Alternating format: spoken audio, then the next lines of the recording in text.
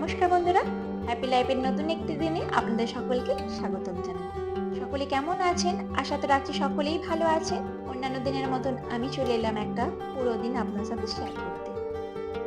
উঠানে যে কলমি গাছগুলো লাগানো হয়েছিল তারই মধ্যে থেকে কিছু কলমি শাক আজকে তুলে নিচ্ছি। যখন একদম ছোট রোপণ করা হয়েছিল ঠিক তখন থেকেই আপনার সাথে শেয়ার করতাম, আর এখন দেখুন ঠিক কতটা পরিমাণে বড় হয়ে গেছে। ডগাগুলোই একটু একটু করে এইভাবে কেটে নিচ্ছি, তাহলে গাছগুলো আরো সুন্দরভাবে হবে। তবে কিছু কিছু গাছে দেখুন কেমন পোকা লেগে গেছে, তবে পোকা লেগে গেছে বলে যে খাওয়া যাবে না এমনটা না, কিছু কিছু পাতা দেখে শুনে বাদ দিয়ে দিলেই হবে। আজকে কলমি শাকগুলো ভাজা করব, বিশেষত কলমি শাকের আমি ভাজাটাই করি। একটু রসুন, পেঁয়াজ আর শুকনো লঙ্কা ফোড়ন দিয়ে এই ভাজাটা করলে বেশ ভালো লাগে।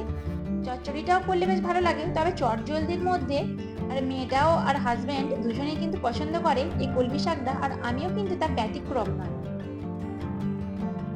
আজকে সকাল থেকে একটু তাড়াতাড়ির মধ্যেই আছে। আজকে প্রায় ঘুম থেকে উঠেছি আমি সকাল ওই 5টার মতন। অন্যান্য দিন 5:30টার সময় ঘুম থেকে ওঠা হয়, কিন্তু আজকে একটু আরো তাড়াতাড়ি উঠলাম, কারণ আজকে মেয়েটার 9 মাসের ইঞ্জেকশন হবে। তো 9:30 থেকে 10টার মধ্যে নিয়ে যেতে বলেছেন, তাই আর কি আমি সকাল সকাল উঠে আগে রান্না বসিয়ে দিয়েছি। এখানে তাড়াতাড়ি করে কাটতে গিয়ে দেখুন না, একটু ডিজাইন করে কাটতে গিয়েছিলাম আর ভেবেছিলাম যে এই যে পটলগুলো এরকম গোটা গোটা রান্না করব। দুটো দেখলাম এভাবে একদম কেটেই গেছে। তো যাই হোক, বাড়িতেই তো খাওয়া হবে, আর কি করা যাবে, এটাই রান্না বান্না হয়ে যাক। একদিকে ভাত বসিয়ে দিয়েছি আর একদিকে ওই যে পটলের যে তরকারিটা করে নেব। আমি কিন্তু যখনই ভাত বসাই তখন কিন্তু এইরকম ছোট একটা গামলার ওপরে এভাবে একটু জল দিয়ে রাখি। আর একেবারে যদি জলটা পুরোপুরি গরম করতে যাওয়া হয় তাহলে সময়টাও যেমন বেশি পরিমাণে লাগে, জ্বালানিটাও কিন্তু অনেকটা পরিমাণে ব্যয় হয়। তো সেক্ষেত্রে এইভাবে আমি একটু একটু করে জল দিয়ে থাকি, আর যখনই জলের প্রয়োজন হয় একটু করে ঢেলে দিই। তাহলে যেমন তাড়াতাড়ি ভাতটাও হয়ে যায় আর জ্বালানিটাও কিছুটা পরিমাণে বাঁচে। যে পরিমাণে গ্যাসের দাম বেড়েছে একটু তো সাশ্রয় করে চলতেই হবে, তাই না? এখানে দেখুন গোটা গোটা যে পটলগুলো আমি কেটে রেখেছিলাম সেগুলো যে রান্না করছি, এখানে একটু পোস্ত, সর্ষে আর কাজু বাদাম এটা দিয়ে একটু ভালো রকম ভাবে রান্নাটা করে নিচ্ছি।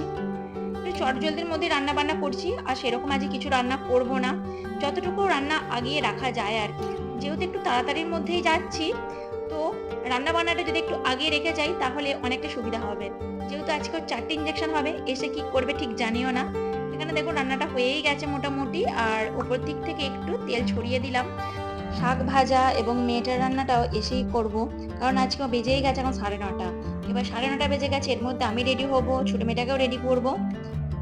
তো 10টার মধ্যে যেতে বলেছে, জানি না কিভাবে কি হবে। দুই বোনে খেলা করছে খালি দেখুন। বড় মেয়েটাকে পেলে কিন্তু ছোট মেয়েটা আমার ঠিক বসে বসে খেলা করে, তবে সবসময় যেহেতু খেলতেও চায় না, ওরও ভালো লাগে না একভাবে সবসময় খেলা করতে, কোলে উঠতে চায়, তখন আর কি করব, কোলে নিয়ে নিয়ে ওকে রান্না করতে হয়। এখন যেমন তরকারিটা বসিয়ে দিয়েছি, মোটামুটি তরকারিটা কমপ্লিট হয়ে গেছে, এখন একটু এদের সামনে এসে দাঁড়িয়ে আছি। আগের দিনে একটা দিদিভাই কমেন্ট করেছিলেন যে আমি আমার বেবিকে মোটামুটি সারাদিনে কতবার খাবার খাওয়াই। তো ওইভাবে তো ঠিক বলা যায় না, তবে বিশেষ করে 4 থেকে 5 বার অবশ্যই খাইয়ে থাকি। তবে যে পরিমাণে খাওয়াচ্ছি এবং যে জিনিসটা খাওয়াচ্ছি তার উপরে অনেকটাই নির্ভর করে।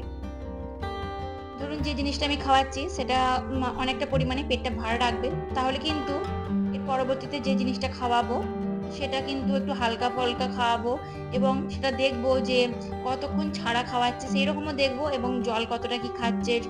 ঠিক এই সমস্ত কিছুর ওপরে কিন্তু আমি একটা ভিডিও আনবো ভাবলাম, কারণ অনেকেই দেখলাম কমেন্ট করছেন। এখানে দেখুন প্রতিদিনই একটা না একটা আম পড়ছে, আর ওর বাবা মেয়েটাকে ডাকলো যে আম পড়েছে দেখবি, বলছে তাহলে ভিডিও করো, আমি একটু আমটা খুলাই। দুটো আম পড়েছে, রোজ দিনই একটা দুটো করে আম পড়ছে। এরই মধ্যে আমি রেডিও হয়ে গেছি। আজকে 9 মাসের যে ইঞ্জেকশনটা হয় সেটা আমার হবে, আর বেরিয়ে পড়েছি। বড় মেয়েকে নিয়ে যাচ্ছি না, ওকে রেখে যাব বাড়িতে, আর ফোনটা আজকে ওকে একটু দিয়েই যাব। অনেকক্ষণ ধরে পড়াশোনা করছিল, আর ওরও তো একটু বিরতির দরকার, আর আমরা যেহেতু বাইরে থাকবো না, আমি বললাম তাহলে একটু ফোনটা দেখ, আমরা আসছি। সাধারণত এখন আরও ফোনটা সেইভাবে দেখে না, সময়ও হয় না, আর যতটুকু সময় পায় ও তো বোনের সাথেই খেলে, ও সময় কেটে যায়। তো আজকে 4টে ইঞ্জেকশন হবে, দেখা যাক। কান্নাকাটি তো করবে, আর এই সময় একটা বাচ্চার ঠিক যতটাই কষ্ট হয় একটা মায়ের কিন্তু ঠিক তার থেকে কোনো অংশে কম হয় না এই কষ্টটা। শুধুমাত্র আমরা যে মায়েরাই বুঝি কষ্টটা যে কি। ওরা হয়তো কিছুক্ষণ পর আবার চুপ করে যাবে, আবার যখন ব্যথাটা হবে কান্নাকাটি করবে। জানি না এবারের ইঞ্জেকশনটা কতটা কি ব্যথা থাকবে। চলুন ভিডিওটি কন্টিনিউ করা যাক আর আপনারা সাথে থাকুন, আশা করছি আপনাদের ভালো লাগবে। ইঞ্জেকশনটা দিয়ে আসার পর ঘরের ভিতরে ওকে রেখেছিলাম। আর দেখুন আমি তো বাইরে থেকেই একটু শুধুমাত্র ভিডিও করেছিলাম। এখনো কিছু রান্না বাকি ছিল, অত তাড়াতাড়ির মধ্যে রান্না বান্না সমস্ত কমপ্লিট করে উঠতে পারলাম না। বাড়িতে চলে এলাম, 4টে ইঞ্জেকশন হয়েছে আর তেল খাওয়ালো, কান্নাকাটিতে একটু করছিল। আর আমার যা সমস্ত কাজকর্ম আছে, রান্না বান্না আছে, কিছুটা আগে এঁকে গিয়েছিলাম আর কিছুটা এখন এই করছি। আর ছোটো মেয়েটাকে এখন এই বড় মেয়েটার কাছে একটু বসিয়ে দিলাম খেলতে। ওনারা বললেন তো যে এখন মানে অতটা লাগবে না বা জ্বরও আসবে না, প্যারাসিটামল আর কিছুই খাওয়াতে হবে না, এই সমস্ত বললেন। তবুও আর কি দেখলাম এসে কাঁদছে, ওই একবার প্যারাসিটামল এখন একটু খাইয়ে দিলাম। শাক ভাজাটা বাকি ছিল, এসেই বসালাম। চেষ্টা করছিলাম যে সমস্ত রান্নাটাই কমপ্লিট করে যাওয়ার, তাহলে এসে ওকে একটু সময়টা দিতে পারবো। কিন্তু এত তাড়াতাড়ির মধ্যে 9:30 থেকে 10টার মধ্যে বুঝতেই পারছেন কখনোই আর সম্ভব হয়ে উঠল না। তবে যাবার আগে মেয়েটাকে একটু চান করিয়েই নিয়ে গিয়েছিলাম, কারণ এসে চান করবে না কি করবে সেটাও ঠিক জানছিলাম, মানে বুঝতে পারছিলাম না। এসে দুপুরের খাবারটাও বসিয়ে দিলাম। এখানে ঝিঙে নিলাম, আজকে একটু কাঁচা কলা নিয়েছি। তবে কাঁচা কলাটা যে নিয়েছি, কাঁচা কলিটা কিন্তু পেস্ট করে দেবো না ওকে। কাঁচা কলাটা শুধুমাত্রই ভাতে দিলাম, সেদ্ধ হবে ব্যাস। তারপর যে সত্যটা বেরিয়ে গেল, মানে উপকারটা পেয়ে গেল, আর কাঁচা কলাটা আর পেস্ট করে দেবো না। এছাড়া দিলাম আজকে একটু গাজর আর একটু সামান্য আলু। যেহেতু পটির সমস্যাটা ঠিকঠাক হয়েছে, কিন্তু একেবারেও যে যেমন ও সারাদিন আগে একেবার করে পটি করতে, এখন ঠিক 3বার করে মাঝে মধ্যে করে ফেলছে, তাই আর কি। দুপুরের দিকে ও ঘুমিয়ে পড়তে এখানে আমি একটু আদা রসুন এগুলো ছাড়িয়ে রাখছি। আদা রসুন ছাড়াতে কতটা সময় লাগে সে তো সবাই জানি, বিশেষ করে এই যে রসুনের একটা একটা করা খোসা ছাড়াতে। দুপুরের দিকে বিশেষ করে এই সময়ের কাজগুলো আমি করে রাখি, যেমন যা কিছু পরিষ্কার করার থাকে এগুলো, আর বিশেষ করে এই আদা রসুন ছাড়ানো। আদা রসুনটা ছাড়ানোটা এখন যেন বিশেষ করে একটা সমস্যা হয়ে দাঁড়িয়েছে, কারণ রান্না বান্না যখন করতে যাই আদা রসুনটা যদি একটু বাটা থাকি, এত তাড়াতাড়ি রান্না হয়ে যায় না, অনেকটা সুবিধা হয়। কিন্তু একটা একটা করে আদা রসুনের খোসা ছাড়িয়ে আবার আদা রসুনগুলোকে পেস্ট করা, আবার ছোট একটুখানি যদি আদা রসুন পেস্ট করতে চাই তাহলে আবার মিক্সিতে হবে না, সে শিলনোড়া পাততে হবে, আবার একটু একটু করে করতে হবে। এই সমস্ত কিছু বেশ অনেকটা সময় লেগে যায়। আবার যদি কখনো মনে হয় যে একটার বেশি দুটো তরকারি করব বা আজকে একটু পকোড়া করব, তখন আদা রসুনের অভাবে, মানে আদা রসুন ছাড়াতে হবে, তারপরে আবার সেটাকে পেস্ট করতে হবে, এই সমস্ত কিছুর অভাবে করাই হয় না। কিন্তু যদি একটু আগে থেকে করা থাকে বেশ অনেকটাই সুবিধা হয়। দুপুরের দিকে আদা রসুন আমি ছাড়াচ্ছি কি না ছাড়াচ্ছি, ও উঠে পড়েছে। আর ওর ঘুম থেকে ওঠা মানেই প্রথমে ও দিদির দিকে চোখ যাবে, সেটা সকালেই হোক বা দুপুরেই হোক। আজকেও দেখুন না, তার ব্যতিক্রম না। ঘুম থেকে উঠেই ঠিক হামাগুড়ি দিয়ে ও দিদির কাছে চলে আসবে। আর ওর দিদিও তো সারাদিনের পর এই একটু ঘুমায়। ঘুম পাড়াচ্ছ দিদিকে? এখন হয়েছে কি, ও যখনই এসে দিদিকে ডাকবে, ঘুম পাড়িয়ে দাও দিদিকে, ঘুম পাড়িয়ে দাও তো। হয় আর কি।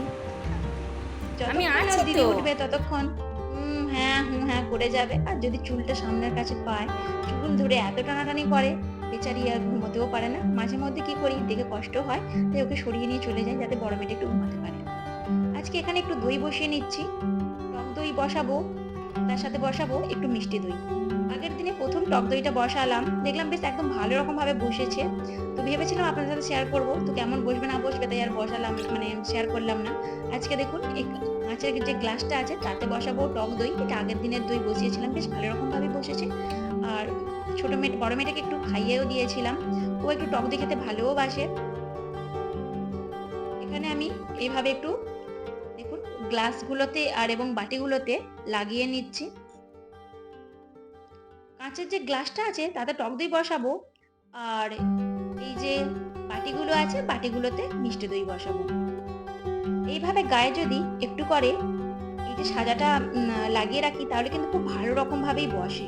দেখুন আমার মা এইভাবে বসায়, আমি কিন্তু সেটা ভালো করে দেখেছি।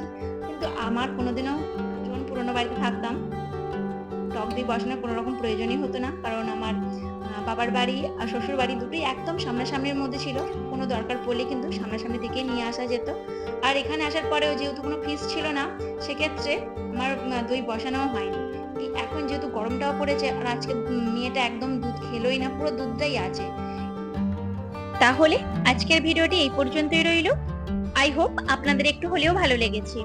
যদি ভালো লেগে থাকে তাহলে অবশ্যই একটা লাইক, একটা কমেন্ট করবেন। আপনাদের যদি কোনো রকম জিজ্ঞাসা থেকে থাকে তাহলে আমাকে জানাতে ভুলবেন না। আর আপনাদের যদি মনে হয় আমাকে কোনো কিছু ইনফরমেশন দেবার আছে সেটাও কিন্তু কমেন্ট বক্সে রেখে যেতে ভুলবেন না। আপনাদের করা একটি লাইক, একটি কমেন্ট আমাকে পরবর্তী ভিডিও বানাতে মোটিভেট করে। আর যারা আমার সাথে এতক্ষণ পর্যন্ত রইলেন তাদের জন্য অসংখ্য ধন্যবাদ।